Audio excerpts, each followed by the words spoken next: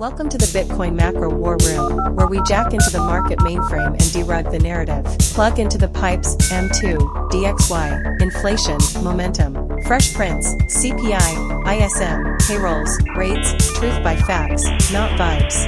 Tweets and news rundown, meme to policy, curated, timestamped, tradable.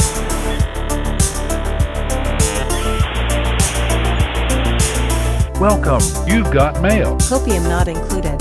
Roll the tape, let's invest like it's 1999 but with better charts. Has a bear market, and ask yourself this seriously, ever started with everybody calling for it? Every single person, well, almost every single person on my X timeline is saying, it's over, bear market has started, pack it in. I've seen some ridiculous price targets, 70K, 40K. 30,000. I saw one person saying we're going back to 16K. Are you stupid or something? Absolutely ludicrous. So I apologize ahead of time for the clickbait title for this video, but I'm here, as I usually am on Fridays, to give you a little bit of perspective.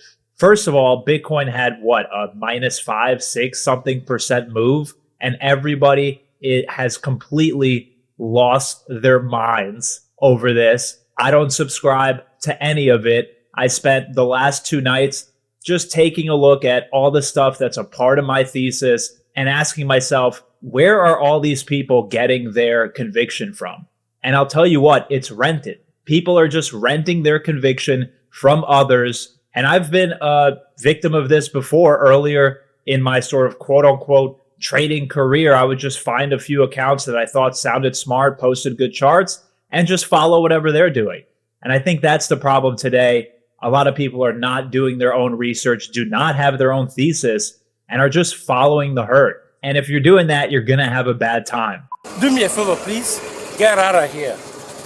Get out of here, man. Shit, I'm saying. Okay, my sermon is over for today. Let's get into the data. I have a ton of charts to go over. And I think most importantly, hopefully I can give you a little bit of not hopium, but reality as to where we actually are and what's going on. So let's dive in. Let's just kick it off. I'm not here to preach at you all day. Let's take a look at what the actual data is saying. And we'll start off with my main chart that I share each week. You can see global liquidity still sort of in this upper chop zone, but most importantly, it's still above the 89-day EMA. So the signal or the liquidity regime is still risk on. We've been kind of above and below this red trend line for quite a while now, for the past probably 2 or 3 months. And there's some good news with the Fed, even though FOMC was hawkish. We'll get into all of that. I think there's a bunch of important data next week. We'll take a look at all of it. The only other thing I wanted to call out with this chart here is the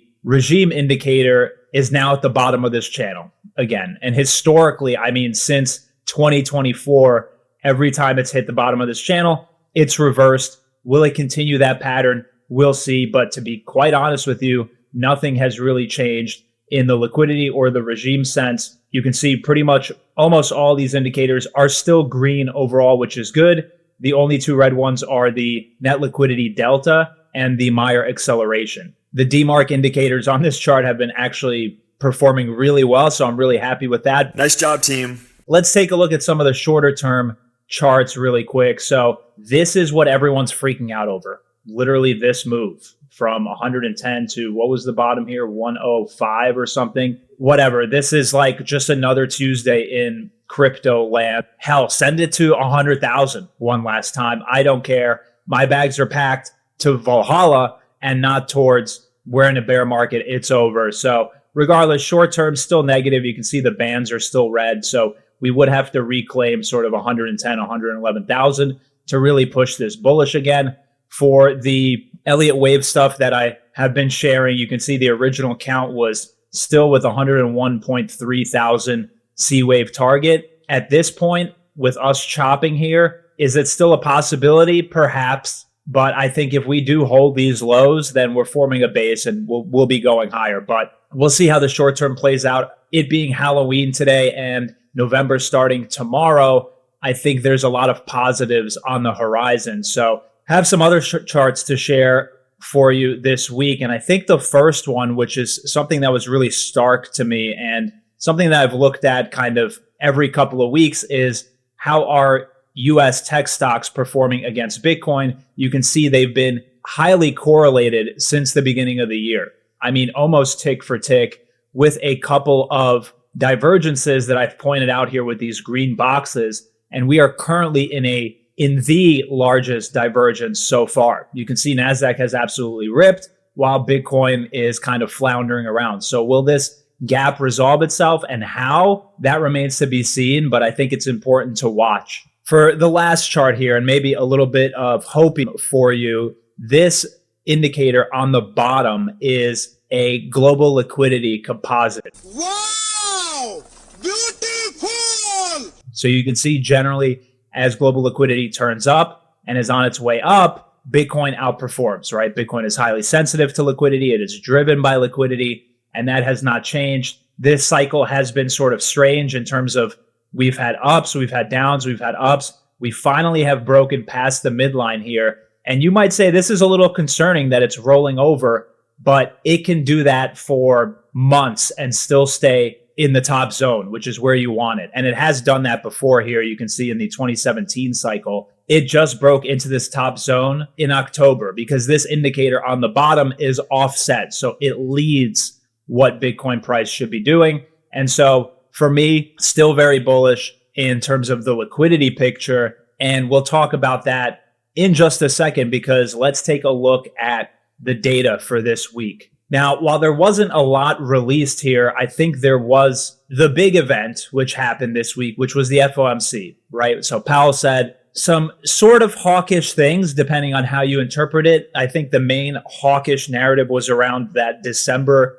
rate cuts are not 100% set, and that there's been some chatter about potentially not continuing to lower rates. I think that's all hogwash. They've started the easing cycle. They're going to have to finish it. Powell is out anyway early next year. And so we'll talk about that in just a second. I have some notes about it. But for Richmond Manufacturing Index here, it did beat. So it posted a -4 as opposed to the forecast, which was a -11. So you can see we are trending in the right direction, although this is super volatile. And again, whoever makes these forecasts, whatever. CB consumer confidence beat, which is good.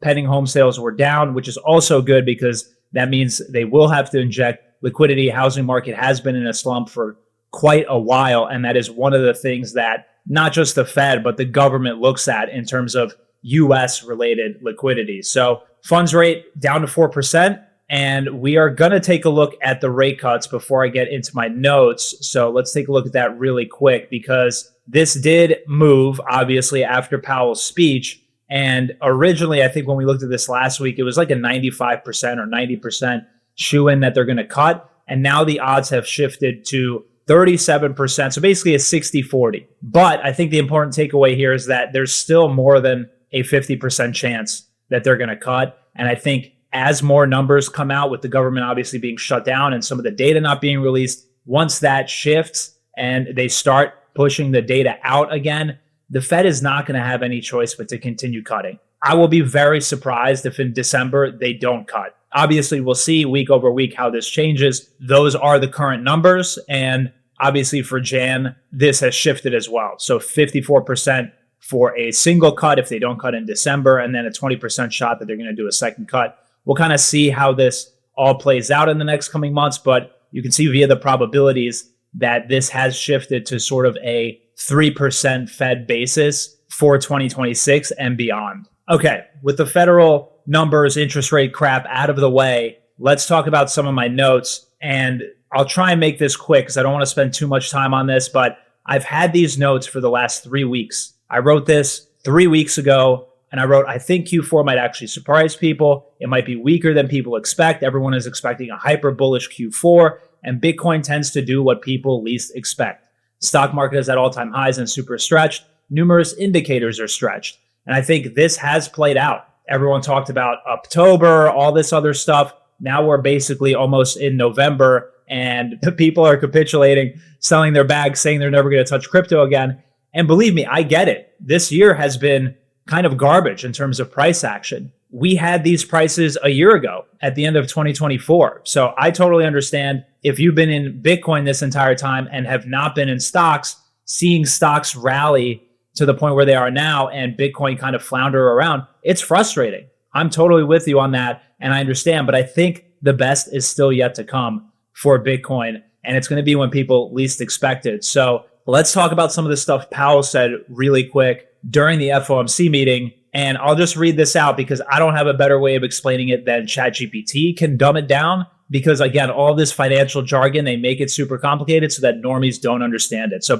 Powell basically said, don't count on a December rate cut, right? This was the most hawkish thing he said. And even inside the Fed, people disagree about what to do next. Meanwhile, the Fed is shifting to hold more short-term T-bills. Now, everyone has this narrative about they're going to end QT and they're going to start easing. I would take that with a grain of salt. Yes, they're going to end QT, but in terms of expanding their balance sheet, I don't think it's going to be as aggressive as people think, at least not until Powell is out and he is replaced with someone way more dovish.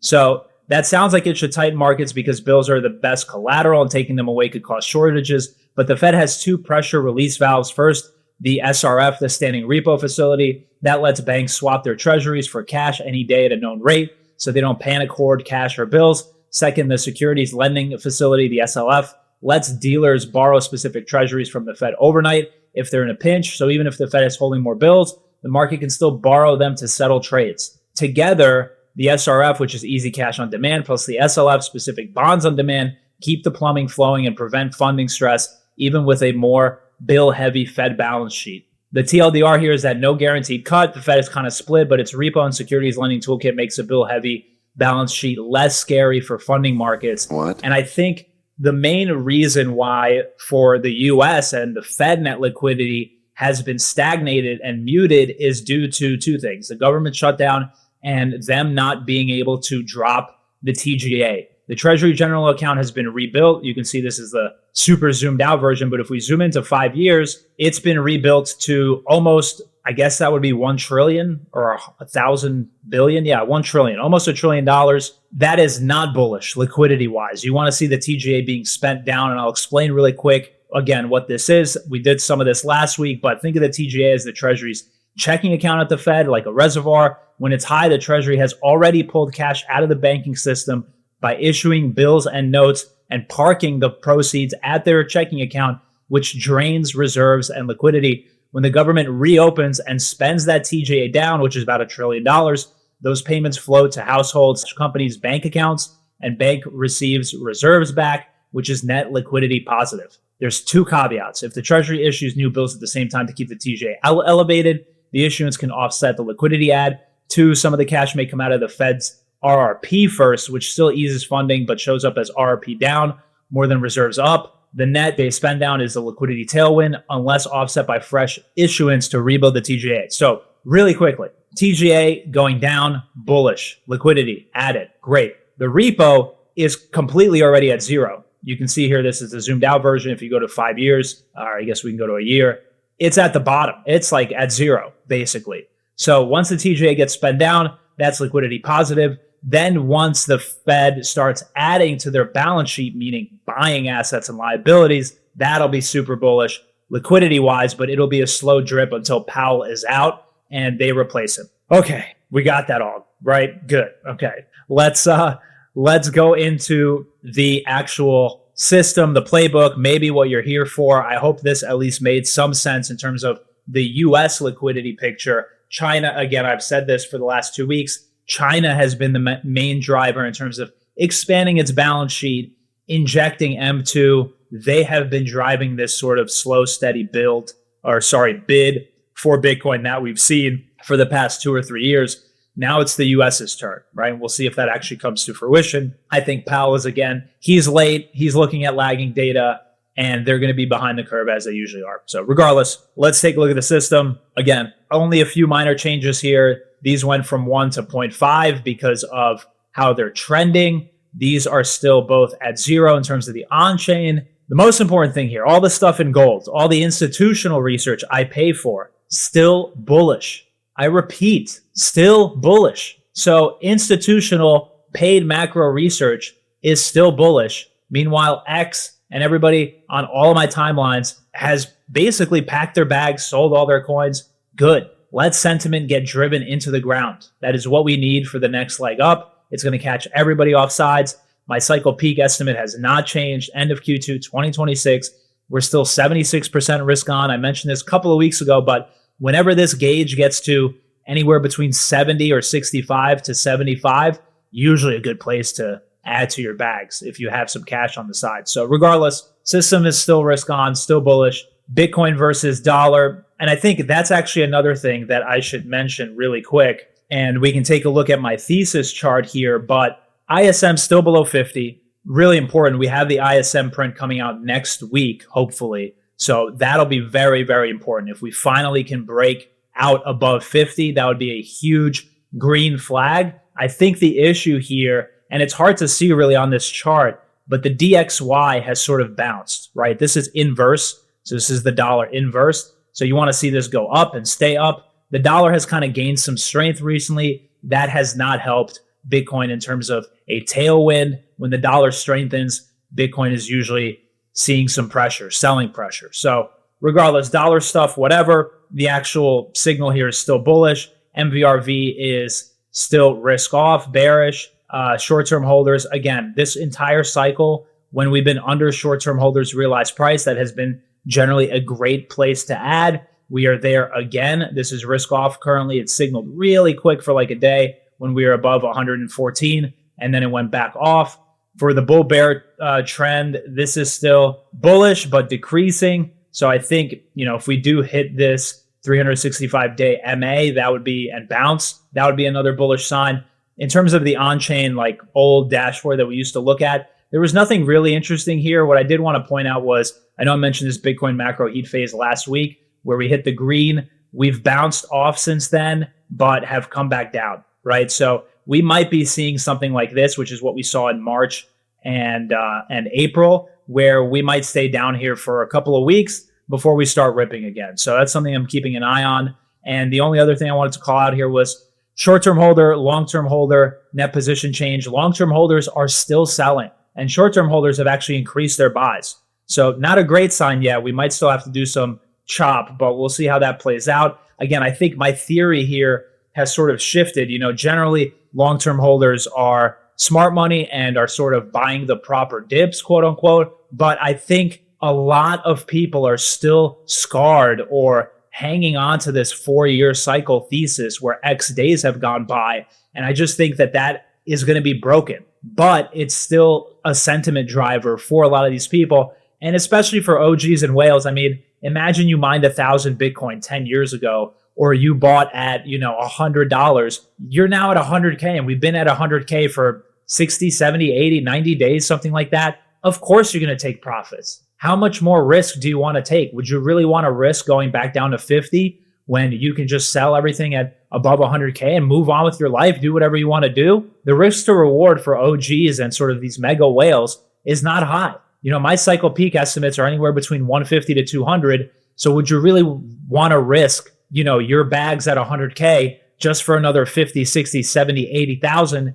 I think that maybe is the shift here. Whether or not that's the case, we'll see. But regardless, let's keep moving. We'll take a look at the liquidation heat maps. So let's take a look at the 2-week. I don't really care about the short-term ones. We'll kind of zoom out here. 2-week, you can see huge liquidation, actually kind of scary at 105, 106K. So definitely something to keep an eye on the 2-week.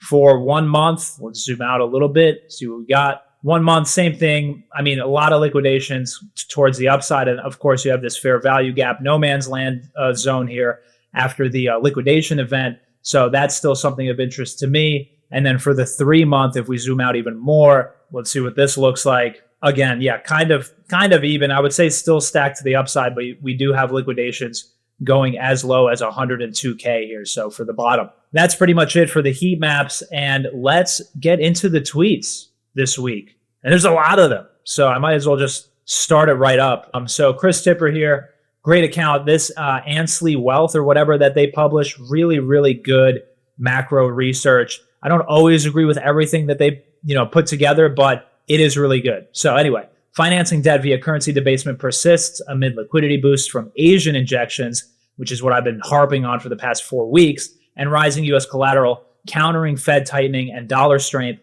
subtly eroding purchasing power while sustaining market flows. So basically, the injections we've been getting from China and Asia are sort of offsetting this bounce in the dollar and Fed tightening, right, which should be ending. I think they gave a date of December 1st. So regardless, interesting chart. Feel free to pause it here if you want to take a more succinct look at it. But this is basically just bond yields, 20-year, 30-year, 10-year, 5-year, 2-year, and then the dollar. So whatever, effective funds rate, blah, blah, blah. Smithson with here, great post. If you haven't seen this, pay attention. Copper gold ratio. So I've seen this on my timeline a couple of times. I think it's pretty good. It's solid. Basically what it's saying here is that the copper gold ratio is kind of bottoming out. And usually when we see Bitcoin peaks, copper gold ratio is topping. So we're nowhere near that. Higher copper represents more industrial activity and higher gold represents flight to safety. We're going higher, friends. And this is actually really interesting because it aligns with the ISM thing.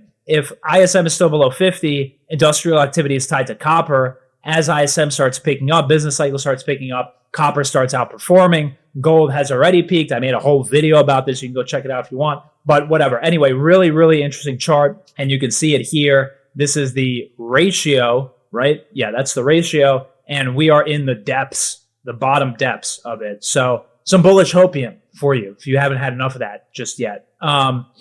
Julius here, fairly new account, but I do like their global liquidity model. And basically what it's showing is that we're towards the bottom end of it. So you would think standard deviation wise that we would snap back to sort of the middle, which I don't know if he calls out what that actually is, but if I remember looking at this correctly, this global liquidity indicator, this was somewhere around 140,000. So take that for what you will. Milk Road Macro, he stole this chart from Michael Howell. This is Michael Howell's GLI. I don't know if he tagged him on this, but whatever. Basically, this is global liquidity weekly, and you can see the chart has completely just exploded. Again, this is a forward indicator, meaning liquidity will run first. That'll trickle down to Bitcoin and other risk assets. So super, super positive in my mind, and you cannot get me to be bearish. I don't care. Nuke my entire timeline for all I care. It's payback time. APSK here. Bitcoin's gone 173 days without a plus 5% daily move. I looked for historical comparisons in the data and found that extended periods without large moves have favorable forward returns. And you can see on the bottom here, I think is the most interesting, is 173 days is the highest ever in terms of not having a plus 5% move. And that's the other thing you have to remember. A lot of these moves in Bitcoin can come in a week. You might have an entire year's worth of performance happen over the course of a week. So selling here is just ridiculous. The risk to reward is not there. We are not in a bear market. I'm sorry. Great chart, by the way. Okay, always posts kind of innovative, new, fun stuff to look at. So absolutely love it. You can see he's marked the red areas where this has happened before. And pretty much all the time, except for this one time before the bear market. Oh no, that was a positive move. Yeah, so pretty much all positive. Anyway, really good to look at. And just so you don't think all I'm doing is giving you hopium all the time, here is a bearish take from Crypto Yoda. And I do kind of agree with this. I mean, there are things that would invalidate my bullish thesis here. And that would be like a structural break below 98K and closing there. Like if that happened, I would really have to reconsider the fact that maybe ISM doesn't go above 50. Maybe there is this sort of truncated bear market for a year, and then we actually start to rip. I'm glad to be wrong. My disappointment is immeasurable, and my day is ruined. But right now, it's just not the case. We're nowhere near a 98K. If that does happen, I'll reassess. But currently, can't get me to be bearish. So regardless, MACD on the monthly chart about to cross. The thing I hate about these kind of things is, the last time we saw this was back in 2021, and then BTC saw a 73% drop. This is just fear mongering. I mean, these things can resolve. Again, this is a monthly chart. So you'd have to look at it next month to see, did this actually cross? And so, yeah, we could revisit this, but even just staying where we are wouldn't necessarily close this cross out. And you can see when it crossed last time, I think it still did actually have positive performance for a while. So it really depends. I wouldn't put too much stock in this, but again, you should have a thesis and validation. For me, that's breaking below 98K and holding there, basically using that as resistance going forward. So whatever, that's it for this week. I hope this at least gave you some perspective into how I look at things. My one ask of you is like, just don't rent other people's conviction. Do your own research, or at least if you're going to, maybe pay for some institutional research, see what research they're providing. What are they looking at? What are the indicators? And dig into yourself. Have your own conviction. You can't ride the coattails of others to success. Short term, it might work. Long term, it's going to be very, very difficult. So that's another week episode done in the books. I hope you enjoyed that. Happy Halloween. I'm ready to go into November and December. Again, I think Bitcoin is going to surprise a lot of people. So stick around for next week. If you made it this far, first of all, thank you so much for sticking it out with me, for watching. I saw some of the comments from last week like, hey, you're not speaking into the void. I watch your videos every week, and I really, really appreciate those comments. Really, thank you so much. So if you did enjoy the video, you know what to do. Not even going to ask you for it. I appreciate you sticking it out with me, and I will see you next week for another update. Have a great Halloween weekend. Cheers.